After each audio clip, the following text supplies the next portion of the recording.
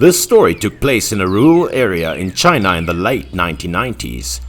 Tang was a famous carpenter in the village who was highly skilled. Many other carpenters followed Tang to apprentice level. Early this morning, someone came to the house to ask Tang to build a new house for him. This guest was Old Wang, an influential person in the village. Lao Wang had been a contractor for a vegetable market in the western village for several years, so he had earned a lot of money. After discussing the cost that Mr. Wang offered was quite stingy, but he was still not satisfied. This older man was a famous bully, domineering, notorious, and dishonest. Because they were from the same village, Tang was reluctant to accept a job with a relatively low salary to please the old Wang. Because Lao Wang's construction schedule was quite urgent, Tang quickly gathered all the staff to start working immediately without delay. With a large staff, the whole team got to work very quickly and easily in the first 3 days alone. The building's wall was already more than half a person's height. The work was still going well, but the people working for Lao Wang were a bit unhappy. According to local custom, when teams of carpenters and masons worked for the owner, the host family would be in charge of tea, water, cigarettes, and lunch. Tea and cigarettes didn't have to be delicious, but they were always enough. Lunch must have meat, vegetables for everyone to eat full to have the strength for work. Lao Wang was a rich man, so the team thought they would be treated more thoughtfully than many other families. Unexpectedly, a few days later, the team did not have a cigarette, a sip of water, let alone a hearty lunch as imagined. Most of the meals were vegetable dishes that were not very fresh. This thing must be rotten vegetables left over from Tang's vegetable market the other day. Much older staff were often unwell. Staff complained to Tang that Lao Wang did not treat people like humans, but Tang knew he couldn't do anything either. He could only try to comfort everyone to continue work. After all, his life was not as good as other people's, but everyone did heavy physical work. Continuously fasting for many days made it difficult for them. Those people's jobs began to slow down obviously. Tang's face was also a little unstable. In his heart, he also understood everyone's grievances, just pretending to be confused to avoid it. "Okay, tomorrow I will go see Lao Wang," Tang said. The next day, everyone gathered at the main house to prepare to install the beamed roof. According to the old local custom, on this day, the family would prepare 8 dishes, 8 bowls, and a table for the crew. Next to it would be a red envelope for the captain. Unexpectedly, as soon as Tang finished speaking, Lao Wang's face changed color. "What? I have to pay wages and have to invite you to the party? Who do you think you are?"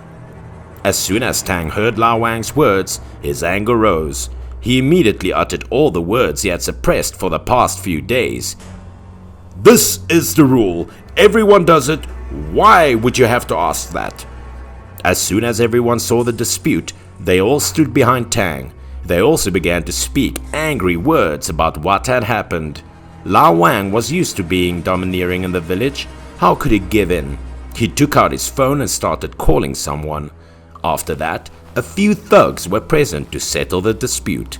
They used to follow Lao Wang to help him underwrite the vegetable market. Those thugs weren't from this village, so they had nothing to fear.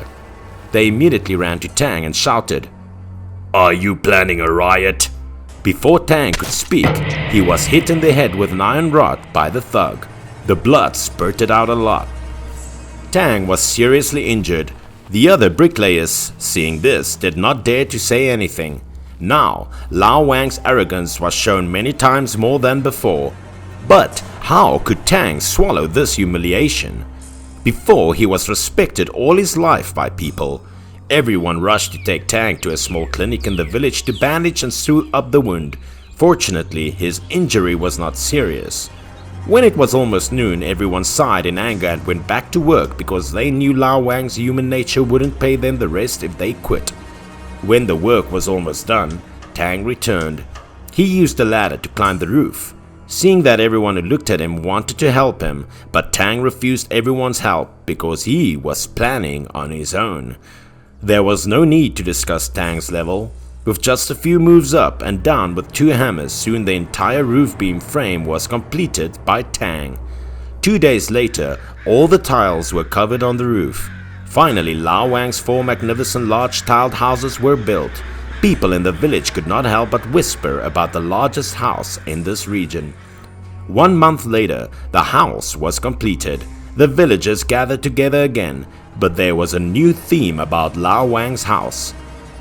After moving to a new home, Wang's mother, who was still recovering, suddenly died of a serious illness. Because Lao Wang and his mother used to have a bad reputation in the village before, no one cared when his mother died. As for Lao Wang, since he moved into the house, fires had occurred continuously. The mother died. The wife divorced. His daughter was about to be married off to the town's mayor to strengthen their relationship. Suddenly, the husband's family changed their minds. A few days ago, someone reported that Lao Wang was arrested at the market. Several times when the police came to the market gate, the whole vegetable market was scared and no one dared to intervene. The brothers who followed Lao Wang all left one by one. A few days later, Lao Wang was seen going to restaurants serving food in the city to ask for money. Maybe there were so many unhappy things during this time that his mind lost focus for a while. When Lao Wang was crossing the street, he was suddenly crushed by a speeding car. No one expected that a famous person like Lao Wang would die so tragically. After Lao Wang's death, his family suddenly became poor. At this time, Lao Wang's wife said that the assets in their family all belonged to her. She had only written for divorce with Lao Wang but had not yet gone to the city to apply for a certificate. His wife sold the newly built house to a businessman from the city. After she took the money and left, never to return. The new owner in that city wanted to build a small second floor, so he sent workers to demolish the roof. But when the worker lifted the tiled roof, he was stunned. Although this work had worked in the construction industry for many years, he had never seen such an incident. On the main beam of the house, there were 7 large iron nails with strange shapes that were nailed side by side. For a moment, no one dared to move. Everyone felt that something was wrong. After observing it for a long time, an old worker saw a clue. He said it was witchcraft in the carpentry profession, nailing the family feud with a coffin. With this spell, everyone in the house would die. The house was eventually demolished and rebuilt as a 2-story building from which nothing happened. Because of this incident, people did not dare to ask Tang to work anymore.